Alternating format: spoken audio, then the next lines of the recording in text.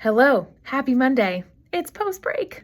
We don't have very many Mondays to get through between now and the end of the school year. So that is exciting because we are running out of time and it's almost summer.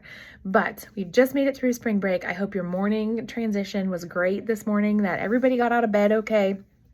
But today we're going to talk about obedience. And I'm not talking about like making our kids obedient as children. I'm talking about our obedience to what God has called us to do. We all have a specific purpose. We all have specific things that God has for us, and we've talked about that.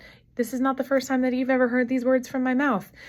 But one of the things that the Lord has really been challenging me on is just doing the thing that He's told me to do. And sometimes I say, but Lord, what if somebody doesn't like that? Or what if I do it wrong? Or what if whatever happens, happens? And He's been telling me, your job is to just do the thing.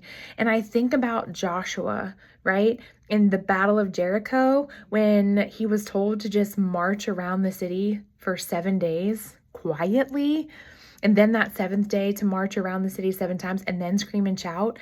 I really am wondering what Joshua thought in those moments. Like I wonder if he thought, this is really dumb, Lord. Like, I don't even know what you're doing. Or if he doubted. Like, I often am like, was that me, that idea? Or was that the Lord's idea? Because that sounds kind of crazy. And I don't want to step out and do that thing if it's the wrong thing to do.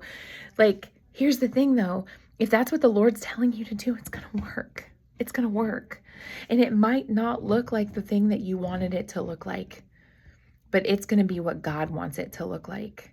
And so as we're praying for our families and we're trying to lead our children, what better example are we than if we're obedient in what God wants us to do? When we step out in faith and do what God wants us to do, that helps our kids to have faith to step out and do what God wants them to do. And so our obedience, we're responsible for that.